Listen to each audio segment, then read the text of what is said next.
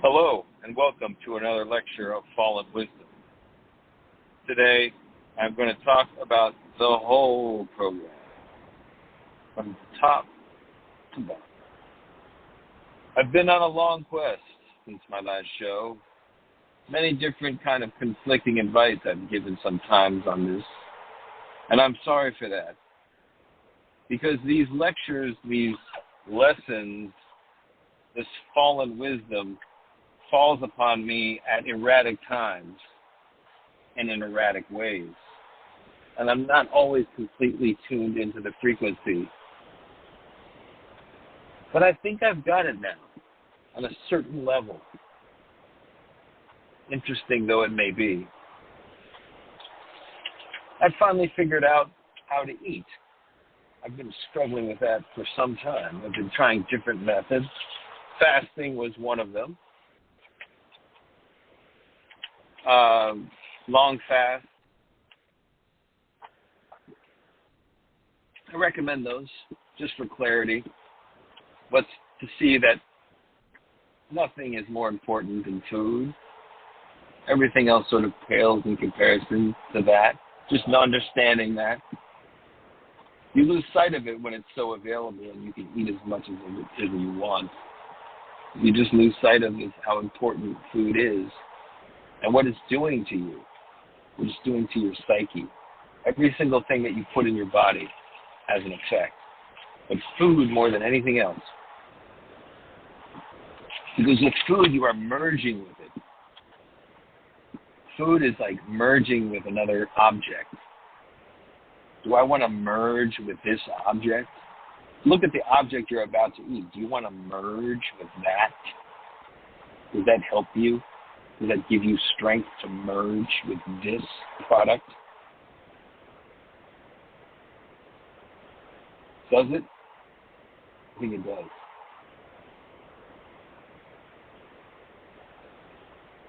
So what I want you to do is merge with your food.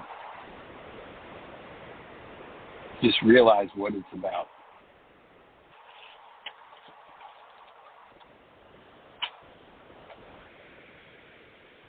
Merge with the food. Look at the food. Now, if it's mostly carbohydrate and you merge with the food, you start to run on straight up intermouthal glucose. Now, intermouthal glucose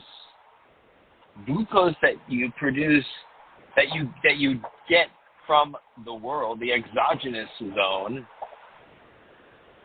that is like a crack cocaine of a sort.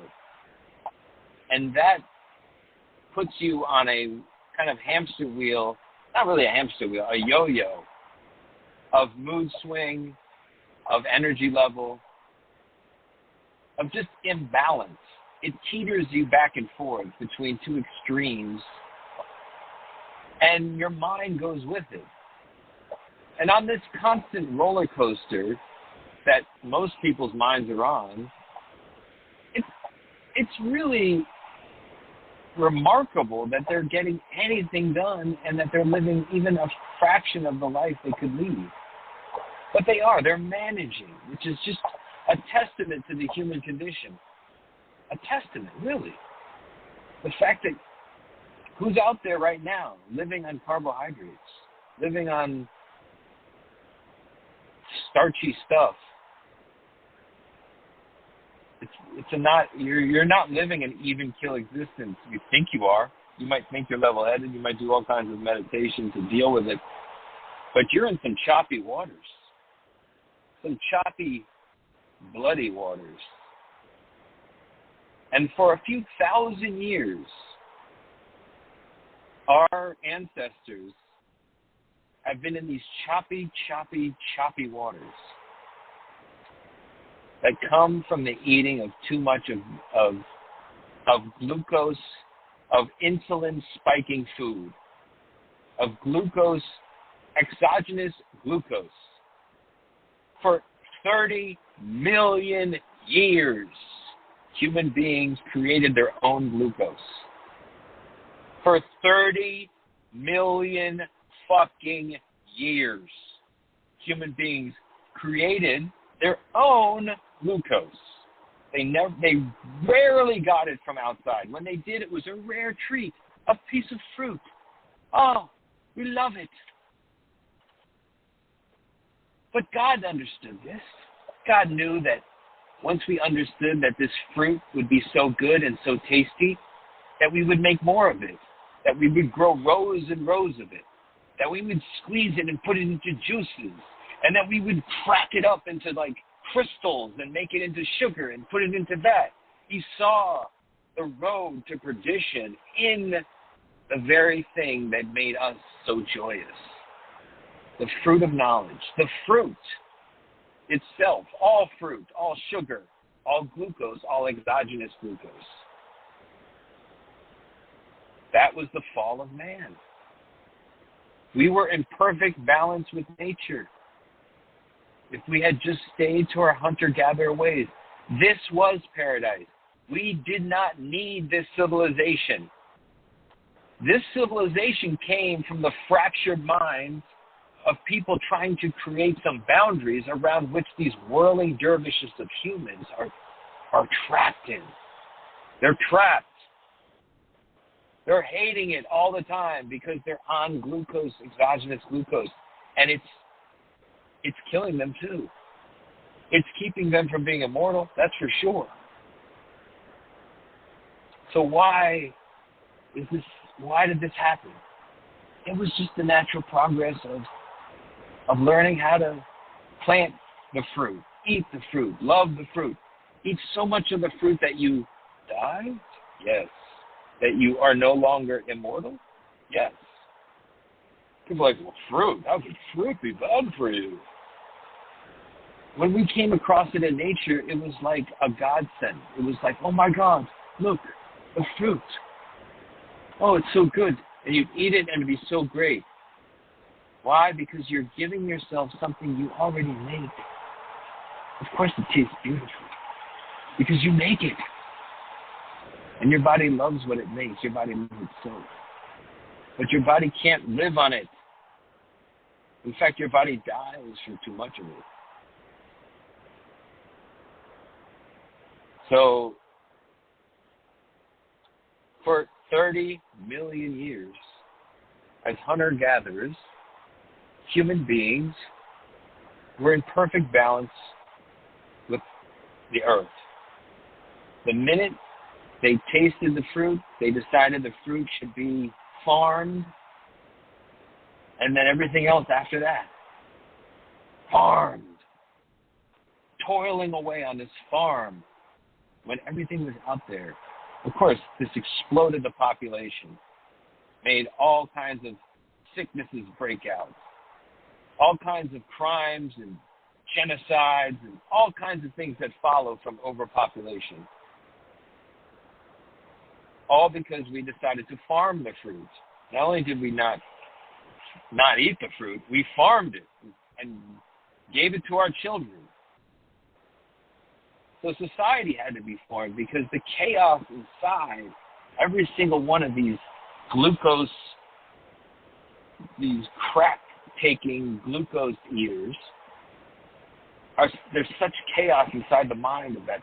The blood sugar, the swinging of mood.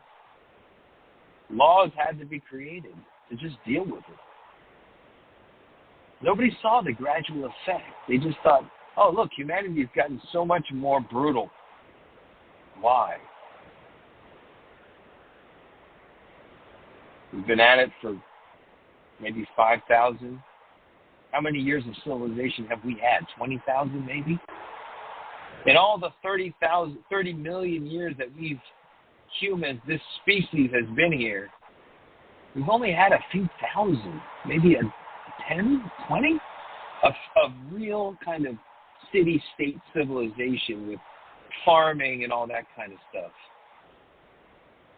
This is relatively recent, and genetically we're not equipped for it. We never were. We shouldn't be. We shouldn't be doing this. We fell. We fell into this hell by doing that. This hell of a civilization. We have to actually go to work and make money to get food, to get things. And where all these stupid things don't make, some. Now, some say, hey, this was the only way to get us to go to outer space. This was the only way to bring humans to other planets. And that's why when I think about that, I accept it. I don't get angry anymore. I understand. The Native Americans, the Aborigines, they weren't going to build a rocket out of the sheer nihilistic self-regret. They wouldn't have any. They wouldn't have enough. They wouldn't have the burning hatred of life to just go about doing that, to try to make life just a little bit better, to try to be successful, to try to get the accolades, to distract you from the maelstrom inside of you. Because that is what this whole society is about in terms of the diet and the food and the recommended daily allowances. That's the matrix. They want you to be in a perpetual state of disgruntled shittiness and then pretend that you're having a good time. Pretend that everything's going okay by getting money and by putting yourself out there in the form of a shell that looks successful, but inside everybody's in despair. They can't not be. And people are like, well, Dave, speak for yourself, buddy. I'm speaking lectures of fallen wisdom for the 30 million old man inside of you. You eat one more exogenous insulin spiking carbohydrate, you are just slapping one more lash of torture onto that poor animal that did not ask to be burdened by this yoke of civilization. In fact, is recoiling from it at every moment, is repulsed by it, is raped by it. And you're just going to drive it along again? Drive it along with the food that was almost seeming to be there to create the slavery. You want to create more slavery for yourself, for your mind, for your moods? What I'm getting at is we created glucose out of protein and fat and the other things that we would find along the way as we were hunting and gathering, mostly hunting. And a few nuts here and there, but nothing too glucose producing, nothing to the point where our insulin levels would have to raise up to deal with the glucose level. We were manufacturing it through, I think it's called thermogenesis, through burning, eating and then burning the fat. Burning the fat from our own bodies.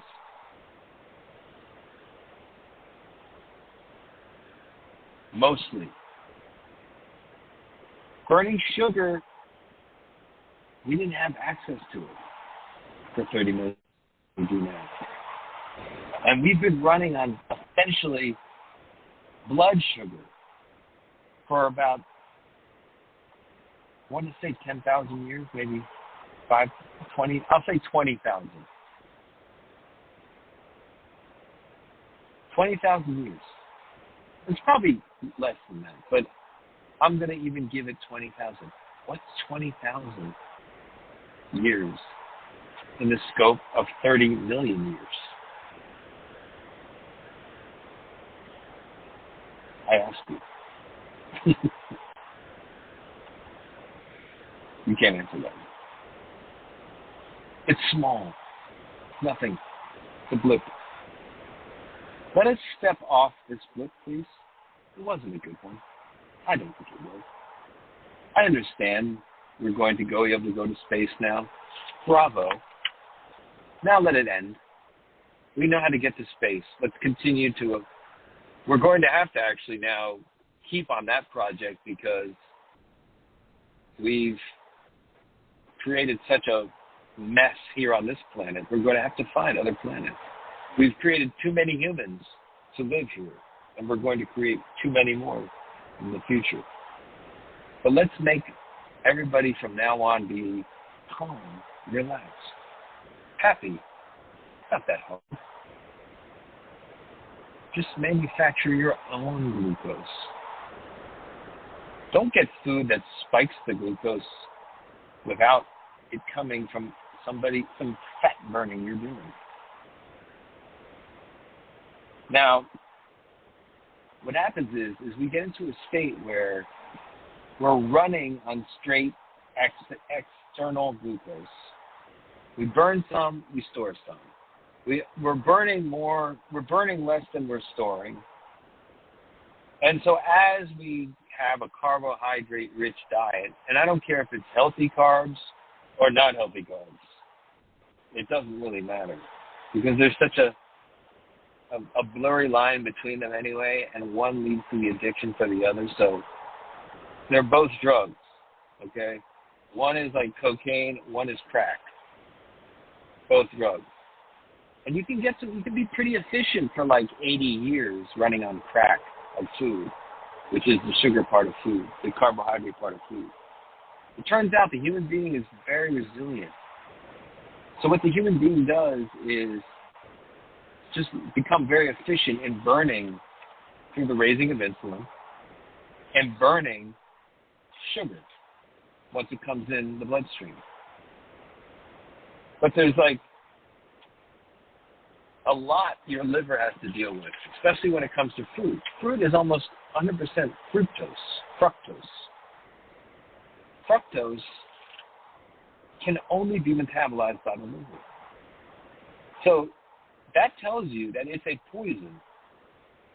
It's a poison that the trees basically put out there to kill humans. And guess what? It's working. It's helping to rid. Can you imagine if the humanity as today was immortal? It would never be. But if it was, it would be atrocious. And the trees that create the fruits, they understand this. They know they have to get rid of us. And they're doing a pretty good job because we are such distracted and anguished people that we are destroying this planet as we speak. We are condemning this planet to non-livable conditions because we're searching for happiness. While happiness is so easy to find if we can just learn to create, again, our own glucose and not rely on external forms of it. It is a drug. And I refuse to take the drug any further. I will not be a prison to that drug. I've been an asshole because of that drug. I've made poor decisions because of that drug. I've gotten super fat because of that drug. I've lost so many women because of that stupid drug. So many hot women. Never going to happen again. And alcohol, another fucking poison. The only way alcohol gets out of your system, right through your little liver. And that little liver, like a little poor little animal, man. Why are you going to tax that thing, man? Don't put the poison in there, man, if you don't have to. Everything you take in, including marijuana, including like tobacco, any kind of toxin you take in to be intoxicated, it's going to go through your liver. The liver's going to have to clean that out. So just go easy on it, man. It's a small animal compared to you. It's like your little pet dog. Just think of that. Every time you take a puff of something, you're basically blowing it in your little pet dog's face. So just go easy, man. Be chill. Be chill with it. And especially with the sugar, man. I would just get out of it completely because it breeds its own hunger. There's no such thing as moderation when it comes to exogenous sugar. It breeds its own immoderation. You always go overboard. You always end up with a fatty liver. That's a condition where your liver starts to grow fat on it. And if you have any kind of fat around your midsection, you, my friend, have a fatty liver. And that fatty liver comes from sugar coming through the liver and clogging it up. Mostly fructose and alcohol. Table sugar is 50% fructose. Fruit is about 100% fructose. I mean, it's not 100% fructose. All its sugar is derived from fructose, but it has other things like fiber. And a lot of people cite the fiber of fruit for the reason why you should be able to eat fruit. It's just, it's a ploy, man. Why eat fiber when it has poison, when it's soaked in poison? Why? Now, of course, you can eat fruit about as frequently as our hunter-gatherer friends came across it in the wild, which is maybe like in the summer a lot, in the winter never, and in the summer not a ton either, because there was only enough fruit for people to grow. There weren't like groves of fruit. But what we're talking about here, even for thousands of years during the farming, there was no fruit in the winter. There was some storing maybe, some drying of the fruit. But once we became hunters, once we became farmers, it was a done deal.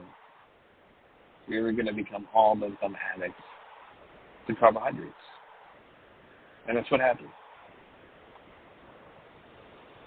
And people think, oh, well, it's everything in moderation. Everything in moderation. Well, the problem with that idea is that poison in moderation is always bad. There is no moderate thing for poison. And whenever you're taking in glucose, and if you can take it in now and then, it's not going to kill you every once in a while.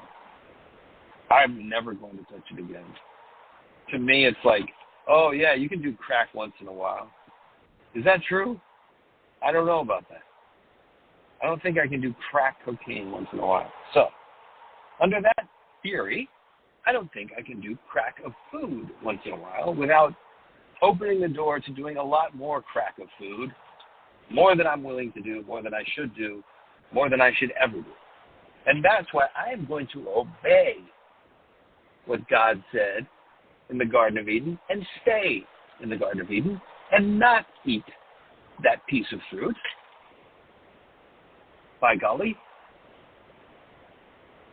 And I'm going to be happy and in paradise forever. I'm going to create my own glucose and my own endorphins. I'm not going to rely upon alcohol to do that. I'm going to, because alcohol, another thing is alcohol is sugar. That's all it is. It's just fermented. So and that's how your liver treats it. It's not like your liver treats that as some different, it's a different kind of sugar. It's probably even more harder for it to process than fructose. I don't know how to pronounce it. It's probably harder to deal with than for your liver. But the only reason you want alcohol is because you're in a terrible tension. I mean, the tension that shit puts in you, that sugar and the swings that it causes and other carbohydrates put in you, the moodiness, just the sheer tension of it all, the fear, the loathing, the anxiety, all of it. Of course you're going to need some alcohol. And of course, alcohol is actually going to be healthy for you. Like they say, oh yeah, a drink a day is really good for you. Why? Because you're tense as shit. Because you're on carbohydrates you're living a life on mostly carbs, you're going to be tense as fuck. And if you don't get a drink, you're going to die a premature death. So yes, I can see how a couple drinks a day for a carbohydrate addict would extend their life. But a lot of them drink way too much. That doesn't extend their life.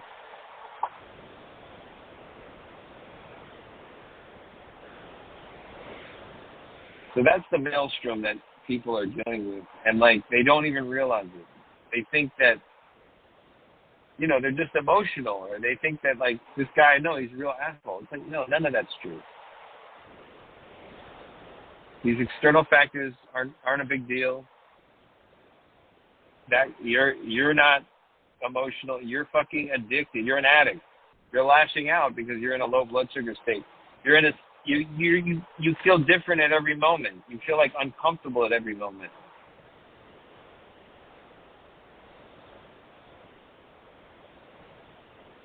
If that's somebody that describes you, then like you have to look into doing. And I don't like to call it what it is, but it basically is a keto diet. But the keto diet has gotten, it's a lot of interpretations out there of what the keto diet is. And all I mean is don't eat stuff that's going to spike your insulin. Don't eat anything that's going to spike your blood sugar. Those are kind of one and the same. Like if you spike your blood sugar, it spikes your insulin. Your insulin has to release into your blood to basically take that, its job is to take that sugar and store it as fat. Get it out of your blood, because if there's blood, that's why diabetics, you know, they get into going to shock because they have too much blood, too much sugar in their blood, and they don't have the insulin to deal with it. Their insulin response is nothing. So you want to make sure that your insulin response is not constantly having to kick into gear. In fact, it should never kick into gear. Burning your own glucose, burning your own fat, and burning fat that comes into your body, that will not spike your blood sugar, and that will not create insulin. That will not create a state where your body's in storage mode, which is essentially what happens when your insulin spikes. That's why fasting is so needed for muscle growth and for weight loss. You need to be in a hungry state. You need to be in a fasting state to get into fat burning mode. And you get there much faster on a keto diet than you do on any other diet. And we've been living as keto animals for 30 million years until very recently. Now, what does this mean? Like, what is the keto thing? It's such a loaded term these days. It's people think you're just eating a bunch of cheese and meat. Mostly you're eating meat, or you're eating some kind of raw protein that comes from, like a pea. One of the benefits of today's society is that they have created this thing called pea protein, which turns out to be every bit as rich and protein rich as meat. But you may question that. I certainly kind of question that. Anything that's processed, anything that's kind of put out there as a product, it's suspect, right? When you get like organic grass-fed meat, there's something so ancient about it.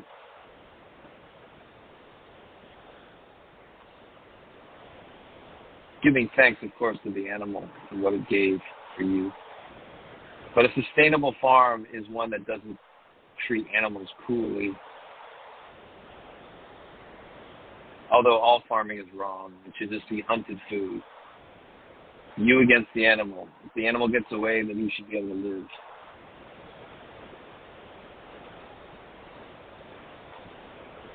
In any case, that's not going to happen anytime soon. So on this version of keto, you're just eating proteins, a little bit of fat, as much fat as you feel like eating. It's one avocado a day usually takes care of it. A little bit of olive oil or butter or whatever. And then vegetables, fibrous vegetables that create fiber in your intestines to create a balanced gut. That can essentially becomes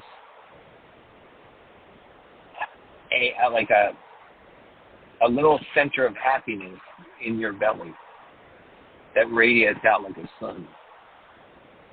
You have to treat your belly like it's your brain, because it's actually has more neurons in your belly, in your stomach, than in your brain. Your brain is an outpost of your belly. Your belly is like the brain of your whole existence. So treat it right. And carbohydrates do not treat it right.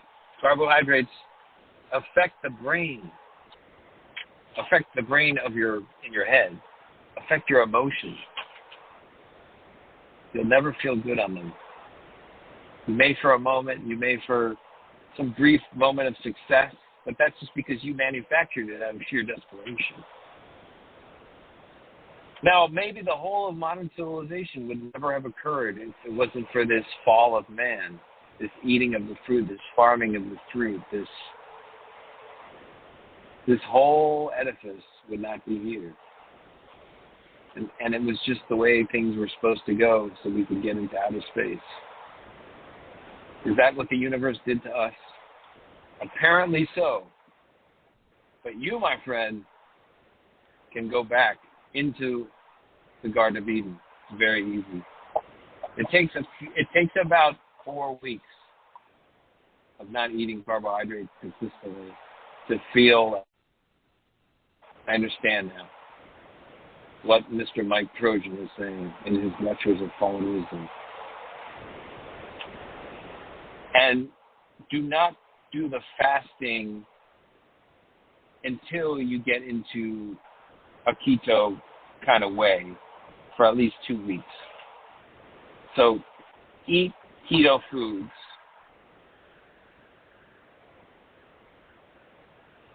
only for like 2 weeks. Don't worry about when you're eating, and you can eat as much as you want. Put it that way. You're going to be ravishing in hunger because you're going to be coming off your addiction to carbohydrates. And that's going to take a few weeks just to even feel balanced from. And you're going to have a lot of cravings for it. But the way you counteract it is just by eating more keto food, eating more food that has a lot of fiber or a lot of fat or a lot of protein, and very low carbohydrates. I mean, everything has a little bit of carbohydrates, even a lettuce. The idea is that you don't want to get food that will break your ketosis. Now, once you start to get into ketosis, you'll start to understand, because your brain will start to feel extremely clear. You'll start to be like, wow, like, why was I such an emotional well, you'll realize what. Also, coffee. I was kind of railing against coffee because it makes you create your own glucose. And I thought that was something that probably was concerning. And of course it was. If you're already taking in tons of glucose already, you don't need some coffee to make you make more. So it is bad. Coffee is bad for you when you're a carbohydrate addict. But when you are in a keto type thing, it's actually fine. And it's like fucking awesome. It's the one kind of drug that now you want to go overboard. But it's the one drug that you can kind of like maybe indulge in a little bit. Now, I like the bulletproof coffee idea because it kind of slows down the effect of it and lets it last for a little longer and gives you fat to burn, gives you fat to ingest that balances out the sugar that you're taking in. I'm not sure exactly how it works, but the coffee with a little bit of MCT oil, some coconut milk from a can, unsweetened, and some turmeric is a real blast. Oh, and a little bit of mushroom powder. There's some coffee around that has mushroom powder in it. It's pretty good stuff. But that's the one kind of thing you can kind of have fun on. And like it won't create the mood swings and the agitation as it does when you're on carbohydrates. It's a much more smoother high. It's a much more smoother buzz. And it's probably something that as ancient humans we munched on here and there for eons. Coffee beans or whatever. Some kind of speed that we found in just chewing on a plant. But because it's not sweet and it's a little bit bitter, there was always a limiting factor. So, you don't want to be like chugging coffee. After you go for about 2 weeks on keto, your hunger level will go dramatically down. It will be like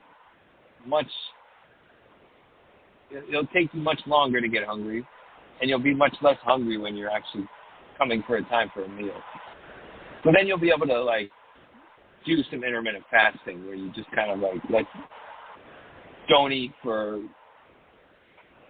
18 hours basically, and then eat for as much as you want, and then wait, and then just go another 18. And that'll just further kind of bring you down into the realm of Eden, of paradise. It would just it makes you into a different kind of person. Now, what's another thing that people used to do in Eden that they didn't do in this society? Well, go into cold water and bathe in cold water. There was no warm water in Eden. Maybe some hot springs here and there that on your wanderings. Maybe some people they had the hot springs. Okay, those natural hot springs, I guess. But for the most part, we were cold water bathers for 30 million years. So I invite you to try the cold shower in the morning. I'm going to do another show all about this, but the cold shower in the morning is a tremendous mental edge that you gain over so many people. Trust me on it. Just take it in the morning. Just take it. Force yourself. Feel the discomfort. Feel the discomfort and then show yourself how it's really not that discomfort. How it's fine. But also how it's very uncomfortable, but you can take it. It's all about getting back into Eden. Reminding your 30 million year old body that you're back and happy again. That's just a little accent. You don't have to do the cold shower if you don't want to. Try this if you don't want to do that. Go for a long hot shower and then just throw the cold water on in the last minute. Feel the fresh cold water on your hot body. That's one way of doing it, and then you can work your way up to just doing it straight up cold. Cold as possible. Anyway, it's better to take these things gradually. Like I said, don't shock your body. Although with the cold shower, shock your body. Go ahead. But I'm talking about in the food thing. If you want to cut out carbs in one meal and then work your way up through the meals, do it that way. But understand, you'll see after 2 weeks, man, living for years in a horrible mental condition, and you didn't even know it. Like you were miserable, and you thought you were happy. Anyway, and you'll be in fucking great shape too. That's the thing. But it's tough, man. Remember, you're going to be recovering for a long time from this drug addiction. So it's better to start as soon as possible, and it's never too late. I've seen people that are like, they look like they're 8 years old, and all of a sudden, after a few years of keto and like fasting, they look like they're 30 again. It's happened. This is Lectures of Fallen Wisdom.